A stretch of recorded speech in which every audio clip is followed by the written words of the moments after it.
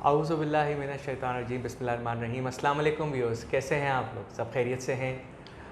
आज मेरे लिए एक बहुत अहम दिन है और इसलिए कि आज मैं जिस शख्सियत का मैं आज इंटरव्यू ले रहा हूँ वो मेरे उस्ताद भी हैं, मेरे मेंटोर भी हैं और one of the very leading pulmonologist of Pakistan. और माशाल्लाह से एक बहुत बड़ा पोर्टफोलियो इनका है और एक बहुत बहुत बड़ा नाम है।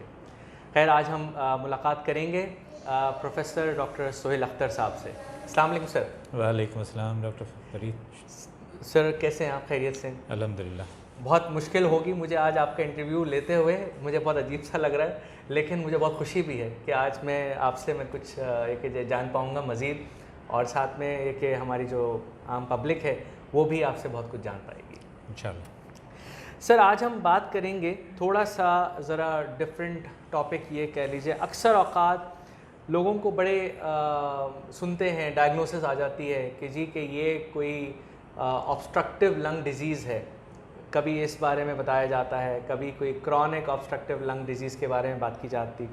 तो सर, इसके बारे में थोड़ा सा बताइएगा कि ये क्या है, ये ऑब्स्ट्रक्टिव लंग डिज़ीज़ क्या है, क्यों कहते हैं इनको, और इसके अलावा क्या कॉमन ऑब्स्ट्रक्टिव लंग डिजीज़ है। जी सर। बिस्मिल्लाहिर्रहमानिर्रहीम। चूँकि ये प्रोग्राम आवाम के लिए, नॉन डॉक्टर्स के लिए ज़्यादा सूटेबल है, तो इसलिए अच्छा रहेगा कि हम वो इस्तिलाहें इस्तेमाल करें जो आम फहम हैं। ऑब्स्ट्रक्टिव लंग डिज़ीज़ एक ग्रुप ऑफ डिसऑर्डर्स है जिसके अंदर जो दो सबसे बड़ी डिज़ीज़, सबसे कॉमन बीमारियां हैं वो एस्थमा और COPD हैं। एस्थमा के लफ्ज़ ज़्यादा मुरव्वजा है, दमा जिसको कहते हैं, और COPD भी अब लोग जानने लगे हैं। ये दायमी दमा कह लें या वो सांस की बीमारी जो क्रॉनिक होती है और स्मोकिंग की वजह से होती है यूजुअली।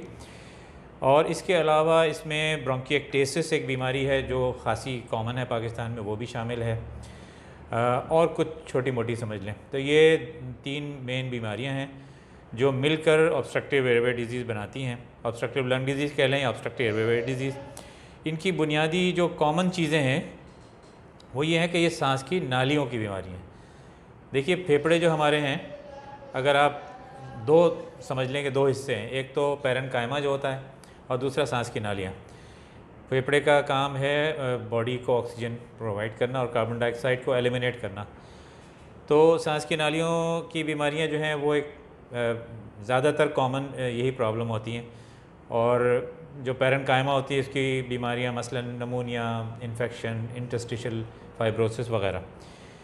तो ये 3 बीमारियां ऑब्स्ट्रक्टिव लंग डिज़ीज़ के ज़ुमरे में आती हैं। ठीक है सर। अच्छा सर, ये बताइएगा कि क्या या ये किसी को भी ऑब्स्ट्रक्टिव लंग डिजीज़ हो सकता है, जैसा कि एक नॉर्मल शख्स जो कहीं पर जा रहा हो, किसी से मिल रहा हो, क्या उसको अचानक से ऑब्स्ट्रक्टिव लंग डिजीज़ हो जाएगा? नहीं, ऐसा नहीं होता। एस्थमा और COPD, मैं पहले इनको बयान कर देता हूँ। ये अलामतों के हिसाब से तो काफ़ी मिलती जुलती हैं, अलामतों को हम आगे कर लेंगे, लेकिन इनकी तख्लीक या किस तरह पैदा होती हैं ये काफ़ी मुख्तलिफ हैं। जबकि एस्थमा एक क्या कहने चाहिए, जेनेटिक इन्फ्लुएंस जिसका है, यानी ये एक इंसान अपने अंदर एस्थमा की सलाहियत लेकर पैदा होता है। दूसरी तरफ COPD एक्सटर्नल इन्फ्लुएंसेस की वजह से होती है, जिसमें सबसे अहम सिगरेट स्मोकिंग है। दोनों अपने अपने तरीक़े से सांस की नालियों के अंदर क्रॉनिक इन्फ्लेमेशन या सोजिश पैदा करती हैं, और इस सोजिश की वजह से अलामतें होती हैं। एस्थमा बचपन से शुरू होती है आम तौर पे, अगरचे कि इसका ज़हूर शायद 20s में या 30s में उम्र में हो सकता है, लेकिन बहुत शुरू से इसकी अलामतें होती हैं। जबकि COPD चूँकि इसका ताल्लुक़ उन अवामिल से होता है जो हम इन्हेल करते हैं और सालों के ऊपर इसका ज़हूर होता है, तो इसलिए आम तौर पे इसकी अलामतें 40 साल से ऊपर, बल्कि 50 और 60 साल के जो दिहाई होती है उसके बाद नमूदार होती हैं। तो एकदम से कैच करने वाली बात नहीं है। हाँ, ये ज़रूर है कि जिसको एस्थमा हो या COPD हो, उसको अगर एक्सटर्नल एलर्जेंस जो होते हैं, एलर्जेंस हम उन चीज़ों को कहते हैं जिनसे इंसान अगर साबिक़ा पड़े, एक्सपोज हो, तो उसको फ़ौरी अलामतें शुरू हो जाएं। तो इस लिहाज से तो ये अचानक शायद लगें, लेकिन ये बीमारियां अचानक नहीं होती। तो उन अवामिल से एक्सपोज जब होता है आदमी, तो उसे अलामतें पैदा हो सकें। सही। सर, क्या हम ये कह सकते हैं कि जिसका फेफड़ों का आर्जा थोड़ा सा लंबे अरसे के लिए हो और उसको जो है वो ये COPD हो सकता है? आपका मतलब ये है कि एस्थमा अगर क्रॉनिक हो जाए तो एस्थमा COPD क्रॉनिक हो जाए हाँ। या फिर कोई सी भी और बीमारी हो जो कि थोड़ी लंबे अरसे के लिए चल पड़े, जी। तो और यानी जिसका अरसा जो है वो हाँ। महीनों और सालों पर मुहित हो, हाँ। तो क्या वो हो सकता है? देखिए, इसको इस तरह समझिए, मैं इसको और आसान करके एक्सप्लेन कर देता हूँ कि ये बीमारियाँ वक्ती नहीं होती। इन तीनों में से कोई भी बीमारी वक्ती नहीं होती, ये क्रॉनिक है, यानी दायमी है। सिर्फ फ़र्क ये है कि एस्थमा या दमा जिसको कहते हैं, सांस की आम बीमारी जिसको कहते हैं, उसकी अलामतें आती और जाती हैं। ये भी हो सकता है कि साल में एक ही दफ़ा, कुछ सर्दियों में आमतौर पे लोगों को नज़ला ज़ुकाम के बाद खांसी तवील चलती है, और वो ये भी हो सकता है कि साल में कई दफ़ा हो। जबकि COPD जो है वो है ही दायमी, मैं तो इसको दायमी दमा कहता हूँ, हालांकि ये कोई मुरव्वजा नाम नहीं। सही। दायमी इसलिए कि कुछ ना कुछ सिम्टम्स पूरा साल रहती हैं। जब एक मरतबा डायग्नोस हो जाए तो रिवर्स बैक नहीं हो सकता, कुछ ना कुछ इरिवर्सिबल प्रॉब्लम शुरू हो चुका होता है। ब्रोंकिएक्टेसिस जो है, जो तीसरी बीमारी, वो बेसिकली इन्फेक्शन प्रीडोमिनेंट होता है, यानी सांस की नालियाँ डैमेज हो जाती हैं किसी पहले से इन्फेक्शन के नतीजे में, और जब कोई और फ्लू या कोई वायरस या कोई बैक्टीरिया सांस के ज़रिए अंदर जाए, बॉडी की इम्यूनिटी कम हो, तो वो फिर इन्फेक्शन पैदा करता है।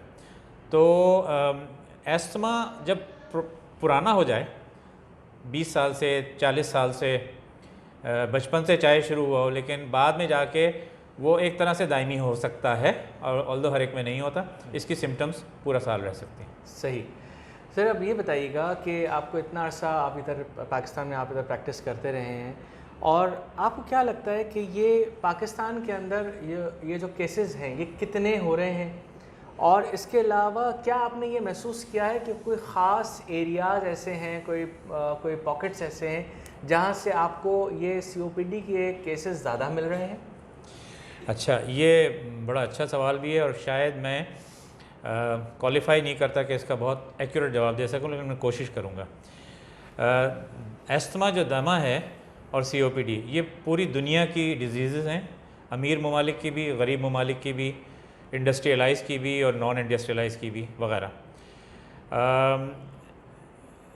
एस्थमा या एलर्जी का यानी इन दोनों का ताल्लुक़ एक्चुअली एक्सटर्नल एलर्जन से होता है, तो इसलिए ये आम तौर पे शहरी इलाक़ों में ज़्यादा इसकी पेशेंट्स पाए जाते हैं बनिस्बत देहाती इलाक़ों के या दूर अफ्तादा जहाँ पोल्यूशन नहीं होता। इसका ताल्लुक़ पोल्यूशन से भी है। दूसरी बात ये कि आजकल के दौर में ये एक तरह से एक तसव्वुर किया जाता है कि दमा आजकल ज़्यादा होता है बनिस्बत आज से कोई 50 साल पहले या 100 साल पहले, क्योंकि नई बीमारियां तो हैं नहीं, और उसको लिंक किया जाता है हमारे लाइफस्टाइल से। पहले सादा लाइफस्टाइल होता था, और अब जो है वो थोड़ा सा पर्दे हैं, कालीन हैं, और फास्ट फूड्स हैं, और पोल्यूशन है, इंडस्ट्रीज़ हैं, तो ये चीज़ हो गई। अच्छा, दूसरी बात ये कि COPD जो है, क्रॉनिक ऑब्स्ट्रक्टिव पल्मोनरी डिजीज़, इसका यानी यूँ समझ लिए कि अगर ये सिगरेट से एसोसिएटेड बीमारी कहा जाए तो गलत नहीं होगा। इसका ताल्लुक़ सिगरेट से बिल्कुल यूँ होता है कि क्रॉनिक स्मोकर्स, जो वो सिगरेट स्मोकर्स जो 10, 20, 40 साल से सिगरेट पी रहे हैं, उनको COPD के होने के बहुत ज़्यादा चांसेस होते हैं। 100% नहीं होता, लेकिन बहुत सौ को होता है। और ये सिगरेट स्मोकिंग पाकिस्तान में मिसाल ले लीजिए, बहुत कॉमन है, तकरीबन तमाम तरक्की पजीर ममालिक में कॉमन है।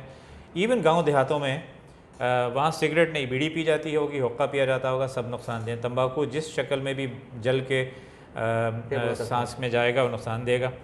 एक और जो ख़ास चीज़ जो पिछले 20-25 सालों में रिकग्नाइज़ की गई है, वो है बायोमास एक्सपोजर। बायोमास किस चीज़ को कहते हैं कि जैसे लकड़ी जला के आप खाना पकाएं या सर्दी के लिए गर्मी पहुंचाने के लिए, नहीं सर्द मौसम में गर्मी पहुंचाने के लिए इस्तेमाल करें तो वैसे तो ठीक है, लेकिन अगर अंदर होगा घर के अंदर, और ख़ास तौर पे जब खिड़कियां खुली भी नहीं हुई, ये ख़ास तौर पे आप मिसाल ले लें हमारे शुमाली इलाका जाते हैं कि सर्दियां भी बहुत होती हैं और गरीब इलाके हैं, गैस हर जगह अवेलेबल भी नहीं होती, तो ये बायोमास एक्सपोजर ये भी क्रॉनिक, तो ये हमारे शुमाली इलाका जात में सबसे कॉमन वजह है। वहाँ स्मोकर शायद कम हो, ठीक है, लेकिन ये बायोमास एक्सपोजर, अच्छा दूसरे इलाकों में भी इन्हें लकड़ियाँ जला के बनाया जाता है, लेकिन वहाँ चूँकि घर खुले होते हैं, सर्दी इतनी नहीं होती, तो वो रोशनदान वगैरह, तो उससे इतना एक्सपोजर नहीं होता। सही सर, जैसे कि कुछ इलाके ऐसे हैं, जैसे फॉर एग्जांपल अगर हम शहर में भी देख लें तो कुछ इंडस्ट्रीज़ के इलाके हैं, तो क्या वहाँ पर भी वहाँ के करीब तरीन के जो रहायशी हैं उनमें भी हम ये एक्सपेक्ट कर सकते हैं? बिल्कुल, मैंने कहा ना कि ये इंडस्ट्रीज़ से और अर्बन बीमारी ज़्यादा है। ओके, मैं आपको एक बड़ा दिलचस्प ऑब्जर्वेशन बताता हूँ। आज से काफ़ी 30 साल पहले मैं स्टॉकपोर्ट में काम करता था। स्टॉकपोर्ट इंग्लैंड में मैनचेस्टर के करीब एक शहर है, तो उनकी पब्लिक हेल्थ लोगों ने ये देखा कि एस्थमा दमे के मरीज़ कहाँ कहाँ रहते हैं population wise, sorry addresses wise, घरों के एड्रेसेस। तो उन्होंने वो चार्ट किया तो उन्हें ये नज़र आया कि 2 पट्टियाँ हैं जिसमें ज़्यादातर एस्थमा के पेशेंट्स रिज़ाइड करते हैं, जिनकी रेजिडेंस है, और ये 2 पट्टियाँ स्टॉकपोर्ट से गुजरने वाली 2 बड़ी मोटरवेज़ के दाएं और बाएं थे, यानी बड़ी बड़ी रोड्स के। तो उसका ताल्लुक़ एयर पॉल्यूशन से, जो गाड़ियों का जलने वाला धुआं से पाया गया। तो कराची में भी हम देखते हैं जो इनर सिटी एरियाज़ हैं जिनमें बिल्डिंग्स हैं, कंजेशन है, और ख़ास तौर पे जो एम ए जिन्ना रोड का एरिया है या दीगर, उसके पेशेंट्स बहुत ज़्यादा होते हैं। लेकिन बहरहाल कहने की बात यह है कि इंडोर पोल्यूशन का भी इसमें चूँकि हिस्सा है, इसलिए कोई हिस्सा, कोई इलाका मुबर्रा नहीं है। सही। अच्छा सर, थोड़ा सा अब हम बात करते हैं इस बारे में कि कब इनको क्या अलामात ज़ाहिर होती हैं, साइंस क्या हैं, सिम्टम्स क्या हैं, और मरीज़ ये किन अलामतों के साथ ये डॉक्टर के पास आते हैं? जी, अगर इनको एक ही बीमारी या ऑब्स्ट्रक्टिव लंग डिजीज़ के ज़ुमरे में लिया जाए तो अलामतें जो कॉमन होती है वो खांसी का होना, जो कि खुश्क भी हो सकती है और बलगम भी आ सकता है, सांस का घुटना या सीने में जकड़न की जो कैफियत होती है वो होना, या सांस, कुछ लोग इसको बयान करते हैं रुक जाता है, आता नहीं है थोड़े चंद सेकंड के लिए, ये 2 चीज़ें हो गई। तीसरा जो है वो सीने में दर्द भी हो सकता है, सांस में कभी कभी सीटियाँ बजने की आवाज़ें भी आती हैं। ये अलामतें जो हैं इनमें ये भी हो सकता है कि सिर्फ खांसी हो, सांस ना हो, या वाइस वर्सा। ये अलामतें एस्थमा में, दमे में तो आती और जाती हैं, जबकि COPD में, क्रॉनिक ऑब्स्ट्रक्टिव पल्मोनरी डिजीज़ में, ये किसी न किसी लेवल पे मुस्तकिल सारा साल रहती हैं, सिर्फ इसमें इजाफा होता है जब एक्सपोजर हो या इन्फेक्शन हो। ये उनकी अलामतें होती हैं। मरीज़ का जब हम मुआयना करते हैं तो जब हम शिद्दत की शक्ल में देखते हैं, हमले की शक्ल में, तो सांस भी तेज़ चल रहा होता है, पल्स भी, नब्ज़ भी तेज़ होती है, कुछ बहुत एडवांस केसेस जो हैं वो कभी उनके हाथ और ज़ुबान नीले भी पड़ जाते हैं, जो ऑक्सीजन की शदीद कमी की अलामत होता है। फिर हम जब उनका मुआयना करते हैं तो सांस में कुछ हमें सीटियाँ बजने की जो वीजिंग आवाज़ होती है वो भी आ रही होती है। तो ये उसकी एक टिपिकल पिक्चर होती है। अगर हम कभी सस्पेक्ट करें तो हमें इनके कुछ टेस्ट कराने होते हैं ताकि ये कंफर्म हो जाए। ठीक है, ज़ाहिर है सूरत हाल पे मुनसर है। बिल्कुल। ये मैं बात कर रहा हूँ जो OPD में पेशेंट्स आते हैं उसके लिए एक टेस्ट होता है, इसको स्पायरोमेट्री कहा जाता है, जो स्टैंडर्ड टेस्ट है। इसको करवा कर इसकी डायग्नोसिस होती है, एक्सरे भी इसमें हेल्प करता है और फिर उसकी ट्रीटमेंट शुरू होती है। ठीक है, तो सर अब आपने अगर खुद ही बताया कि ट्रीटमेंट भी शुरू होता है, तो थोड़ा सा ज़रा इस बारे में बताइएगा कि क्या ट्रीटमेंट इसमें आप करते हैं? सही, लेकिन आप याद रखिएगा प्रिवेंशन का पूछना, क्योंकि वो उससे ज़्यादा अहम है। बात जी कर लें। जी बिल्कुल। अच्छा, ट्रीटमेंट में जो है, अगर आप इसको मोटे मोटे ग्रुप्स में डिवाइड कर दें तो एक ग्रुप जो सबसे अहम ग्रुप है वो है ब्रोंको डायलेटर्स। ब्रोंको समझ लिए सांस की नाली को, और डायलेटर्स यानी कि चौड़ा करना। सांस की नाली, ये वो दवाइयाँ होती हैं जो सांस की नालियों को जो तंग हो जाती हैं। एक्चुअली इसमें प्रॉब्लम ये होता है कि सोजिश के बाद सांस की नालियाँ तंग हो जाती हैं इन तमाम डिजीज़ में, या म्यूकस जो होता है, लुआब जो होता है वो ज़्यादा बनता है, बलगम ज़्यादा बनते हैं, और सांस की नालियाँ जितनी थोड़ी बहुत तंग होती हैं वो और ब्लॉक हो जाती हैं। तो ये ब्रोंको डायलेटर्स जो हैं ये सांस की नालियों को खोल देते हैं ठीक है, वक्ती तौर पे। दूसरी ग्रुप ऑफ दवाइयाँ वो हैं जो एंटी इन्फ्लेमेटरी कहलाती हैं, सोजिश के ख़िलाफ़, क्योंकि इन तीनों बीमारियों का जो मैंने जिक्र किया, ऑब्स्ट्रक्टिव लंग डिजीज़, इसका बुनियादी प्रॉब्लम सांस की नालियों में सोजिश होना है। तो अगर आपने सिर्फ सांस की नालियों को खोलने या ब्रोंकोडायलेटर इस्तेमाल किए और एंटी इन्फ्लेमेटरी सोजिश को एड्रेस नहीं किया, तो आपका प्रॉब्लम वक्ती तौर पे तो अच्छा हो सकता है, लेकिन आपकी डिजीज़ आगे बढ़ती रहेगी। ये दो चीज़ें हो गई। इसके अलावा बहुत शिद्दत के मरीज़ जो होते हैं उनमें ऑक्सीजन की ज़रूरत होती है। कम शिद्दत के मरीज़, अच्छा एक चीज़ और मैं बहुत ज़रूरी समझा दूँ कि ये दवाइयाँ ली कैसे जाती हैं। देखिए दवाइयाँ हैं, गोलियाँ होती हैं, शरबत होते हैं, इंजेक्शन होते हैं। ये इस सांस की बीमारियों में हम प्रेफर करते हैं कि हम इन दवाइयों को इन्हेलर के ज़रिए लें। क्यों? उसकी वजह यह है कि इन्हेलर दवाई असल होती है सेल्ब्यूटामॉल। मिसाल के तौर पे एक ब्रोंकोडायलेटर कॉमन, वो सेल्ब्यूटामॉल गोली की शक्ल में खाया भी जा सकता है, शरबत की शक्ल में, इंजेक्शन भी लगाया जा सकता है। लेकिन जब इन्हेलर की शक्ल में लिया जाए तो इसकी इंतहाई एक कलील मकदार सीधी फेफड़ों में जाकर वहीं के रिसेप्टर्स होते हैं वहाँ काम करती है और फ़ायदा पहुँचाती है। तो हम कोशिश करते हैं कि जितनी दवाइयाँ इन्हेलर की शक्ल में मौजूद हैं वो इन्हेलर की शक्ल में दी जाएँ और बाकी टैबलेट्स की शक्ल। तो सर फिर अब एक अगला सवाल मेरा जो है वो पब्लिक की तरफ से आएगा, जो कि एक मुझे पता है कि वो सवाल आना है कि ये जब एक दफ़ा इन्हेलर शुरू कर देते हैं, पहली बात तो क्या ये कोई आखिरी दवाई है, और दूसरी बात क्या ये ज़िंदगी भर के लिए रहेगा? एक दफ़ा इन्हेलर अगर शुरू कर दिया तो फिर इसका मतलब है कि फिर तो इन्हेलर से जान छूटेगी नहीं। फिर इस बारे में ज़रूर बता दीजिए। आज से 30 साल पहले भी अगर मैंने इस तरह का कोई प्रोग्राम किया हो तो भी यही सवाल था और आज भी यही सवाल है। देखिए ये एक कॉमन मिसकंसेप्शन है, ये मफरूज़ा है, इसमें कोई हकीकत नहीं है। इन्हेलर कोई दवाई थोड़ी है भाई, इन्हेलर तो दवाई लेने का एक ज़रिया है। अब मैंने जैसे नाम लिया था सेल्ब्यूटामॉल, वो दवाई है, आप उसे गोली की शक्ल में खा लें या इन्हेलर की शक्ल में इन्हेल कर लें। गोली की शक्ल में खाएंगे तो पूरे बॉडी में जाएगा और इन्हेलर की शक्ल में लेंगे तो सीधा फेफड़ों में रहेगा। साइड इफ़ेक्ट्स जो होते हैं वो इन्हेलर की शक्ल में बहुत ही कम होते हैं या होते ही नहीं, जबकि टैबलेट्स और इंजेक्शन की शक्ल में बहुत ज़्यादा होते हैं। तो इन्हेलर कोई दवाई नहीं है, इन्हेलर दवाई लेने का एक तरीक़ा है। पहली बात तो ये। दूसरी बात ये कि ना पहली है ना आखिरी है। मर्ज़ के प्रॉब्लम के हिसाब से ये फ़ैसला किया जाता है, डॉक्टर फ़ैसला करते हैं कि भाई इसको कितनी दवाइयाँ देनी है वगैरह। और दूसरी बात ये कि एक मरतबा अगर ले ली जाए तो हमेशा के लिए, एक्चुअली इसका ताल्लुक़ आपकी बीमारी से होता है। अगर आपकी बीमारी दायमी है, शिद्दत की है, प्रॉब्लमाटिक है, तो आपको चाहे टैबलेट लें, आपको सारी ज़िंदगी लेना है तो मतलब टैबलेट की भी तो आदत पड़ जाती है। यानी मैं इसको मज़ाहिया अंदाज़ से कह रहा हूँ, जी सर, आदत तो ना गोली की पड़ती है ना इन्हेलर की पड़ती है। सही, ठीक है। तो इसका मतलब ये हुआ कि फिर ये कि दवाओं का इस्तेमाल बहुत ज़्यादा ज़रूरी है और जब तक आप दवाएं पाबंदी से इस्तेमाल नहीं करेंगे ये आपका मर्ज़ ख़त्म नहीं होगा। अच्छा सर, क्या ये बिल्कुल मर्ज़ ख़त्म हो जाता है, जड़ से ख़त्म हो सकता है? नहीं। जो लोग ये दावा करते हैं या जो मरीज़ ये एक्सपेक्ट करते हैं, हम उनको कोई दिलासा नहीं देना चाहते। देखिए ख़त्म होने का तो मतलब ये ना कि आपने एक नमूनिया हुआ था, आपने दवाई ली, बस खलास, उसके बाद फिर है ही नहीं कभी, ऐसा नहीं होता। ये क्रॉनिक बीमारियाँ हैं, इंसान के साथ रहती हैं। सिर्फ ये फ़र्क है कि अगर 4 मरीज़ होंगे तो चारों में बिल्कुल मुख्तलिफ उसकी शक्लें होंगी। किसी को साल में 2-4 महीने होगा, किसी को रोज़ाना होगा वगैरह। अलबत्ता हमारा ऑब्जेक्टिव बहैसियत डॉक्टर ये नहीं होता कि हम इसको ख़त्म करने, क्योंकि इसकी कोई दवा ऐसी ईजाद ही नहीं हुई है। अलबत्ता हमारा जो ऑब्जेक्टिव होता है वो ये होता है कि मरीज़ की ज़िंदगी बिल्कुल नॉर्मल तरीक़े से या नियर नॉर्मल तरीक़े से गुजर सके, वो अपने काम काज कर सके, स्कूल कॉलेज जाना है, काम पे जाना है, बिल्कुल। दूसरी बात ये कि कम अज़ कम दवाइयों से उसका मर्ज़ कंट्रोल हो सके, साइड इफ़ेक्ट्स ना हो। और तीसरी बात सबसे अहम ये होती है कि उसका मर्ज़ बढ़ने से रुके, क्योंकि अगर इसको सही तरह से कंट्रोल ना किया जाए तो हार्ट पे भी असरात होते हैं, किडनीज़ पे भी, मतलब बहुत सारी कॉम्प्लिकेशंस होती हैं, यहाँ तक कि डेथ भी इससे हो सकती है। तो ये 3 हमारे ऑब्जेक्टिव्स होते हैं। ख़त्म करना इसका मकसूद नहीं होता और ये बहुत आसानी के साथ मुमकिन है। आजकल जो मॉडर्न दवाइयाँ हैं और हमें हमारी समझ में इजाफा हुआ है, इसके हिसाब से ये बहुत आसानी के साथ मुमकिन है। सही।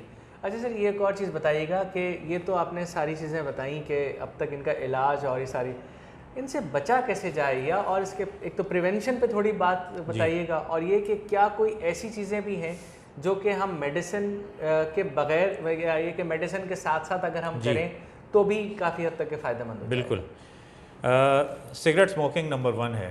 ठीक। जब तक सिगरेट स्मोकिंग का, या इसमें बीड़ी भी ले लें, हुक्का भी ले लें, और शीशा आजकल बड़ा फैशनेबल हो गया है, तो इन सब का ताल्लुक जो है जी हाँ जी जी। तो इनको ये नंबर 1 प्रिवेंशन है। हमें सिगरेट को छोड़ना होगा और हमारे माहौल में से सिगरेट को एलिमिनेट करना होगा। यानी मैं अगर सिगरेट पीता हूँ तो मुझे छोड़ना पड़ेगा अगर मुझे इन बीमारियों से महफूज रहना है। और मेरे माहौल में भी, मैं ऑफ़िस में हूँ, मैं घर में हूँ, मैं किसी ऐसे जगह पे हूँ जहाँ लोग हैं, क्योंकि पैसिव स्मोकिंग से भी ये प्रॉब्लम होता बिल्कुल है। सही। तो एक तो सिगरेट स्मोकिंग हो गया। ठीक है। दूसरी बात ये है कि चूँकि इसको एलिमिनेट नहीं किया जा सकता, इन बीमारियों को कंट्रोल में रखा जा सकता है, तो कुछ दवाएँ ऐसी होती हैं, मैं याद होगा मैंने आपको 2 दवाइयों का जिक्र किया, एक एंटी इन्फ्लेमेटरी जो सोजिश कम करने वाली दवाइयाँ, ये भी इन्हेलर की शक्ल में होती हैं आमतौर पे। तो इनको मुस्तकिल इस्तेमाल से ये बीमारी बहुत अच्छी तरह कंट्रोल में आ जाती है, इनको छोड़ना नहीं होता। ये दूसरी चीज़ हो गई। तीसरी चीज़ ये कि सर्दियों में आमतौर पे और दीगर मौक़े पे भी कुछ इन्फेक्शन से बचाव के वैक्सीन्स होते हैं। इन्फ्लुएंज़ा है या न्यूमोकोकस है, उसके वैक्सीन अवेलेबल हैं। ये एस्थमा और COPD के मरीज़ों को हम रेकमेंड करते हैं कि आप साल के साल लगवा लें। और अपने माहौल को हल्का रखना चाहिए, यानी जो है भारी पर्दे ना हो, कालीन ना हो, ये सब चीज़ें, डस्ट की जो है ना वो हमारी जगह होती है। मुझे ये बता देना चाहिए था कि जो प्रेसिपिटेटिंग फैक्टर्स होते हैं जिनसे अगर आदमी एक्सपोज हो तो उसकी अलामतें पैदा होती हैं, नंबर 1 डस्ट है, हाउस डस्ट। तो झाड़ू जहाँ दिलती है, पर्दे झड़ते हैं, कारपेट जहाँ होते हैं वहाँ ये प्रॉब्लम ज़्यादा होती है। इसके अलावा स्प्रे है, मच्छर मार स्प्रे या एयर फ्रेशनर वगैरह, इन चीज़ों से, या धुआं है किसी भी किस्म का, इन चीज़ों से बचाओ। तो ये प्रिवेंशन के मोटे मोटे उसूल हैं। ठीक है सर, अब सिर्फ ये बताइएगा, अब आखिर में, अब हम आखिरी के मरहले की तरफ जा रहे हैं, आप सिर्फ ये बताइएगा कि आप इंडस हॉस्पिटल के साथ वाबस्ता हैं काफ़ी अरसे से। ये बताइएगा कि इंडस हॉस्पिटल के अंदर इसकी क्या अब डायरेक्टिव्स हैं, क्या इनिशिएटिव्स हैं, और या इंडस हॉस्पिटल के अंदर ये तमाम ऐसे मरीज़ों का हम क्या इलाज कर रहे हैं और उनके प्रिवेंशन के लिए क्या काम कर रहे हैं? जी हाँ, ये बहुत कॉमन बीमारियां हैं और तकरीबन एक average OPD out patient department में कहीं भी हो, स्पेशलिस्ट हो या जनरल हो, तकरीबन 20 से लेके 25% मरीज़ इसी बीमारियों के आते हैं, सांस की बीमारियों के, खांसी के। तो 4 साल से हमारी पल्मोनरी क्लिनिक्स चल रही हैं जिसमें हम मरीज़ों को देखते भी हैं। उनकी प्रिवेंशन के लिए, सिगरेट से स्मोकिंग सेसेशन के लिए हम मशवरे देते हैं। इसके अलावा डायग्नोस्टिक्स में हमने स्पायरोमेट्री और दीगर जो टेस्ट ज़रूरी होते हैं वो उसको इस्टेब्लिश किया है अल्हम्दुलिल्लाह। थोड़ा सा और आगे बढ़ें तो स्पेशलाइज्ड क्लिनिक्स हमने इसकी कायम की हैं। ऑब्स्ट्रक्टिव लंग डिजीज़ की क्लिनिक्स फैमिली मेडिसिन डिपार्टमेंट में वो कायम है।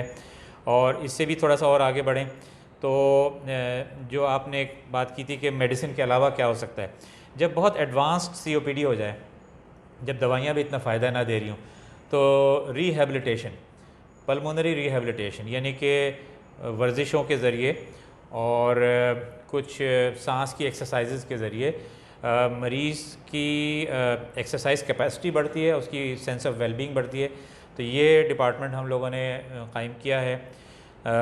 इसके अलावा ज़ाहिर है सीरियस पेशेंट्स जो होते हैं हमारे यहाँ तकरीबन सब फैसिलिटीज़ मौजूद हैं जो उनको एडमिट करने के लिए, आम सांस की बीमारियों से लेके बहुत शदीद वेंटिलेटर पर जो पेशेंट होते हैं, और एक दोनों के दरमियान एक नॉन इन्वेसिव वेंटिलेटर होता है जिसको CPAP BiPAP कहा जाता है, सब लोग जानते हैं इसको। तो हमारे यहाँ अल्हम्दुलिल्लाह सब फैसिलिटीज़ भी मौजूद हैं और उम्मीद है कि जूँ इंडस हॉस्पिटल के बेड्स में इजाफा होगा, हम इसकी स्पेशलाइज यूनिट्स और बनाएंगे इंशाल्लाह। तो ये तमाम सहूलतें अल्हम्दुलिल्लाह हमारे मौजूद हैं। बहुत शुक्रिया सर। सर बस आखिर में कोई ऐसा मैसेज जो आप पब्लिक के लिए आप कहना चाहें, सब आप सब लोग आपको सुन रहे हैं, आपको देख रहे हैं, तो कोई ऐसा मशवरा जो आप उनको देना चाहें? एक से ज़्यादा भी हो सकते हैं। बिल्कुल सर, ज़रूर प्लीज़। नंबर 1, इधर उधर की मत सुने, ठीक है।